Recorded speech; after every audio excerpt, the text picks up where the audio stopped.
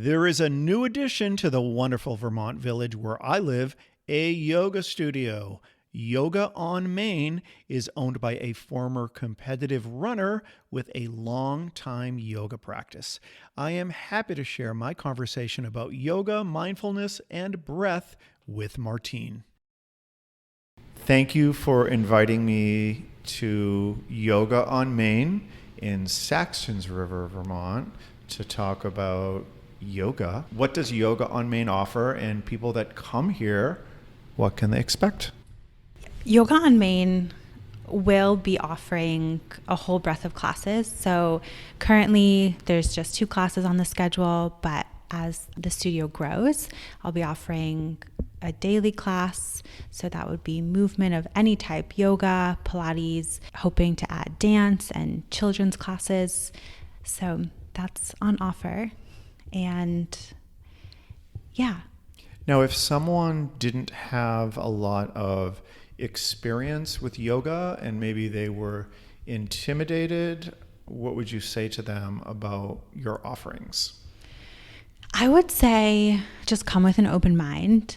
I think the beauty of having a small yoga studio in a small town is that there's a lot of comfortability. You can show up in your pajamas, you can wear your wool socks. It's not a place to go to be seen or to see who's who. It's just a very neighborhood friendly studio. So come as you are and keep an open mind. And I think you would be surprised if you're not a yogi that you might leave with a little more interest in yoga and in movement. Nice. So we are in Saxons River, Vermont, which is a pretty small village. We both live here. There's only 450 people.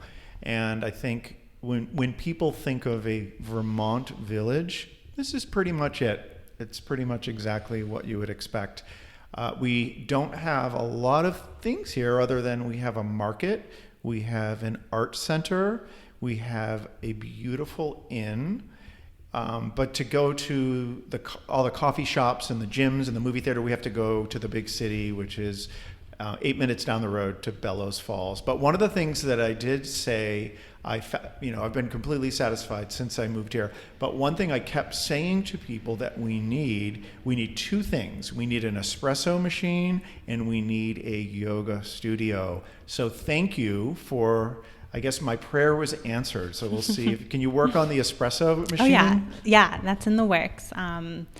My partner and I bought this building. We're in a historic building in downtown Saxons River, and there's 2 storefronts. So we're on the yoga side, and then the adjacent side, we do have plans to start building out a coffee shop. Don't know how long that'll be, but it is the intent when we purchased this building. Was the vision was there. You could take your yoga class and then you could go and get a coffee, and then by night a glass of wine. So the vision's there, and we'll hopefully bring it to life one day. It sounds perfect. So let's talk about yoga as a broader topic. When did you get exposed to yoga? When did you first do it? And then I'm going to tell you my yoga story. So I first took yoga when I was in high school. I grew up in a small town in Western Mass, and I was a really big competitive runner. I trained every day. I had my sights on running in college. So running was a really big part of my life. And as part of our training, our coaches had brought in yoga teachers once a week to lead us through a yoga class. And it was in our big high school gymnasium. We were on kind of musty old mats. It was definitely not the environment that was conducive to falling in love with yoga. And I remember taking that first class and feeling so anxious, just wanting to be out running, felt like yoga wasn't doing anything for me.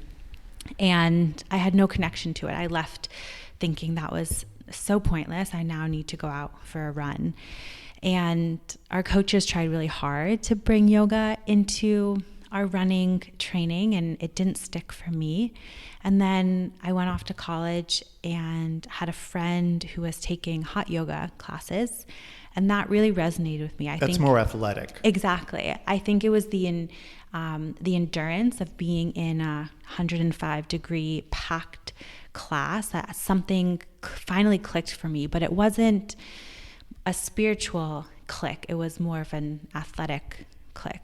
I have a question. When you were in high school and the coaches brought that to was it just the runners, or did they bring it to all athletes? I imagine all student athletes had the chance to take a yoga class, but my team was just runners. So it was just the group of high school runners, and we were kind of siloed from any other student athletes. Do you know what the coach's intention was? Like why they would have introduced that into something outside of running training? Do you know why?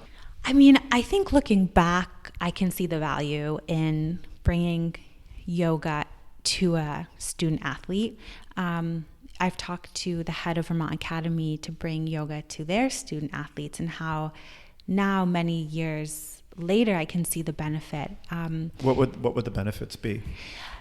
There's so many. I think as a student athlete, for me personally, there was so much pressure in performing, and I was a really successful runner. So keeping a certain time with my running, but with that comes so much strain on the body, especially as you're an adolescent and your body is still growing. Right. Having the opportunity to build body awareness through stretching, through slower movements, taking the stress off your joints from that repetitive, motion of hitting the pavement. I think there's a lot of benefits for both, a student's mind and body. I think you mentioned something, body awareness, and to me that's something that I noticed in your classes that I've taken is it's only been limited, but it has been less about the athleticism, but it has been about body awareness, you speaking about feeling the feet, the legs, the muscles, and I noticed that I was really paying attention to a very small part of my body, which I think is good for your mind. I also think that having body awareness as a young person is good for you, because I was a gymnast as a kid. So when you're a gymnast, it is all about body awareness. It's about being aware of your body is in space, etc. And that was extremely helpful for me in just being a healthy person, because a lot of time you hear people say that they feel, a lot of times you hear this with people with a weight problem, like they feel disconnected from their body. And I personally have always been lucky because I always feel very connected, and I definitely think that is because of being a gymnast, and yoga enhances that connection. Definitely. Yeah, absolutely. For me now, yoga is less about what it looks like and more about how it feels. And I think that comes down to really the basics of your body and how your joints stack on top of one another, or how your feet play such a big role in your posture. So that to me is now really the focus of my practice, is feeling in my body, especially as I get older and I care for a child and I live an active life, just keeping the body mobile, and mobility is such a big key of my practice. Now, I know that you have had experience doing yoga in studios where it would not be appropriate to show up in your pajamas. Like you said, you possibly could, you would be okay with that happening here. And I have too. I was part of, I don't know if they're still around, but it was something called Baron Baptiste, Yes. which was a hot yoga studio in Boston that I did when I started doing yoga around 2002. And I remember that was a little bit of a see and be seen type of scene situation. It was a great workout. Tell me about your experience in that type of yoga studio. So my introduction to hot yoga was also through Baptiste Yoga in Northampton. And that was definitely a scene. A lot of college girls went, and it was very social. I would notice girls looking around at one another. It was a very small changing room, and I just recall some of my girls who went to my college doing their hair before a yoga class. And it was always so puzzling to me because I just wanted to get in, kind of zone out, and then move on with my day. And then I graduated from college and I moved to the West Coast, Portland, Oregon, a big city. And it felt like there was a yoga studio on every block, in every neighborhood. There were so many options to choose from. Yes, it was fantastic in that sense. And I naturally gravitated towards another hot studio, and it happened to be part of a franchise. So as you can imagine, there was a lot of money behind this studio. They had steam showers in the locker room, really expensive product to wash yourself with after a class.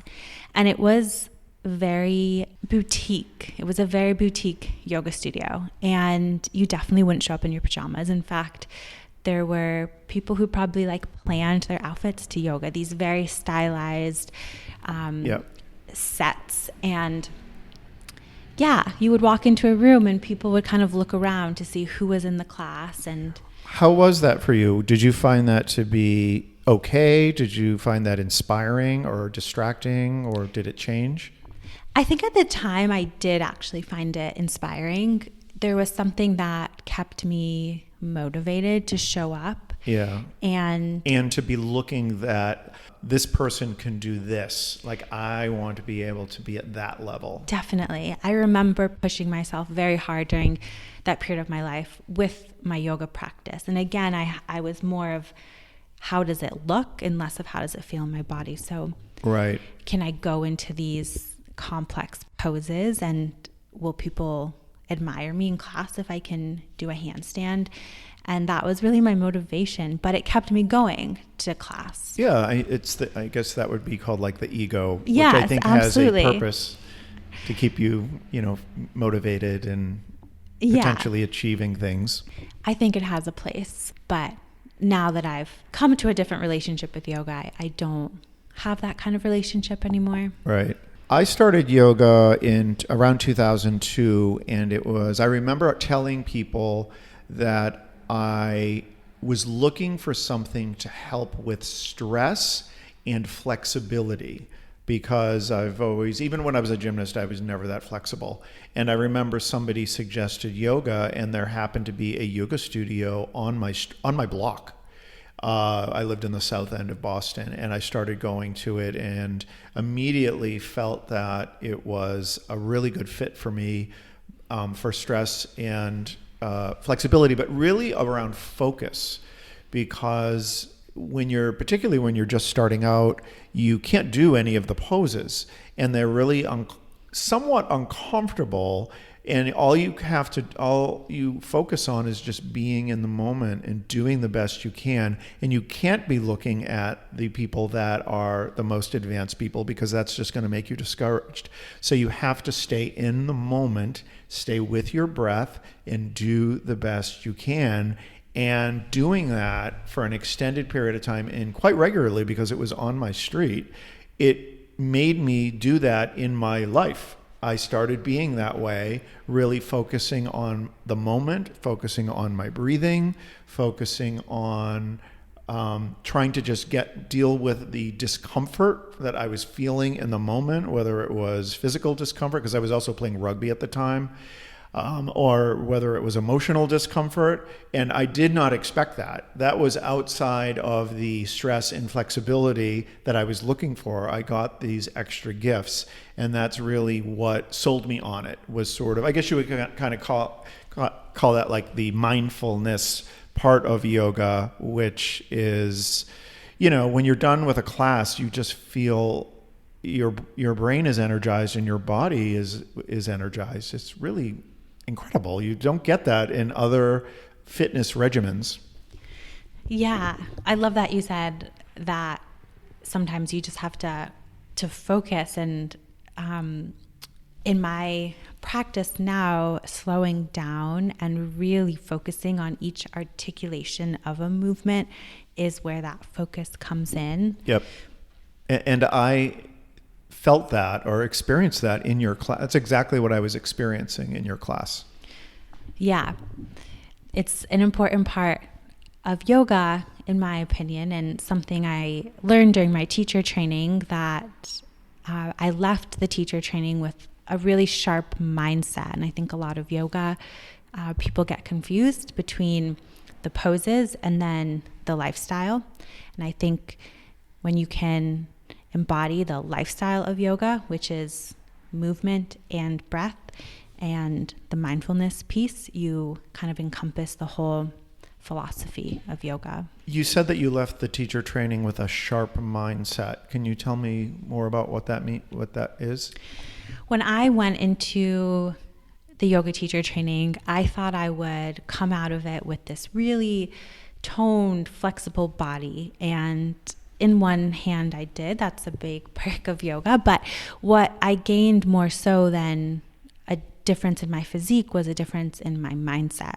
We sat through a lot of meditation, a lot of lecture, and there were some days in the training we didn't even get on our mats for an asana practice. We would just sit and meditate, and that really sharpened my mind. I had some anxiety going into the training that I've carried through my life, and I've noticed that after taking the teacher training, a lot of my anxiety or things that caused me stress or worry, just simply my relationship to it, where it wasn't as big as it was before.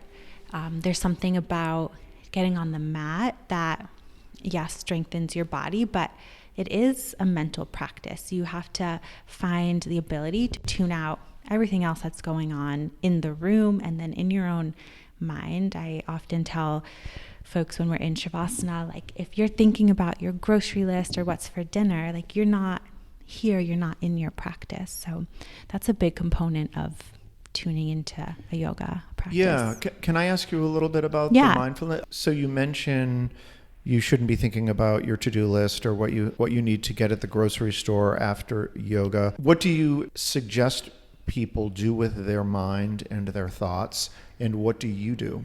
So I practice breath work, and I try to encourage practitioners in my class to focus on their breath. If there's one thing to focus on, it's your breath. And that simply can just be noticing your inhalation and your exhalation. We go through a lot of our days just breathing automatically. We don't think about it. Or holding our breath. Exactly. Ugh, it's the worst. So if you're lying in Shavasana or sitting in a seated meditation and your mind is wandering, bring it to your breath. And you can do a box breath technique where you are following an equal parts inhale to an equal parts exhale. You can pause at the top and the bottom of your breath to kind of complete that box cycle. And it's amazing when you start bringing awareness to your breath, you can get so lost in it. It almost brings you into this other world. And when the teacher cues to come out of Shavasana, you can kind of feel a little bit like high, because focusing on your breath is so transformative. It really can catapult you into this whole other internal dimension that is so amazing, so powerful. I get that from running. So running to me is more of a meditative journey than, I mean, I get it a little bit with the yoga, but with running, I'm like on another planet.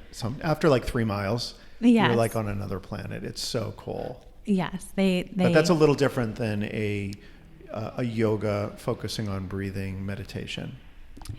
I think from being a runner that you can focus on your breath in any realm of your life. They call it a runner's high for a reason. And if I go out for a run now, I still kind of tap into my breath, and I can get lost in that. And before I know it, I'm, another half mile under my belt. So I think the breath is just such a powerful tool in any aspect of our life. Running, yoga, sitting at your desk doing work. So breath work and being mindful in the yoga studio, how does that reveal itself in our lives outside of the yoga studio? Like, how does that work for you? I know I mentioned when I first started doing yoga, I became aware of staying in the moment and being comfortable with discomfort, and that immediately started to transfer for me into my regular life. Is that something that I'm assuming you experience that as well? Can you tell me about that? Definitely. I think through having such a deep personal practice that my life outside of the studio is pretty calm. I have the tools to bring myself down from any stressful situation, whether that's dealing with a middle of the night, cry from my daughter, or a stressful situation in my day job. Coming back to breath is coming back to yourself. It's the most effective, the cheapest, the easiest way to bring our nervous system back into a regulatory pattern. And our breath is just the essence of our being. Like, we couldn't exist without it. And having the tool to tap into that and manipulate it so that it can regulate ourselves is something I really live by in my day-to-day, not just in the studio. Well, I am very excited that we now have a yoga studio in Saxons River, and I am looking forward to participating regularly, and I'm also looking forward to the potential espresso bar, I have to tell you. So thanks for hanging out with me, and this was really great. And your studio is spectacular. It's really beautiful. Obviously, the location where we live is really beautiful, and the studio is really beautiful. Thank you. Thank you so much for having me. And my doors are always open. I hope to see local folks in a class. Great. My name is Ricky McGuckran, and you have been listening to Eager to Know, the podcast. If you haven't already, please go to Apple Podcasts and subscribe, rate, and review this podcast. Join me next week for another Eager to Know podcast.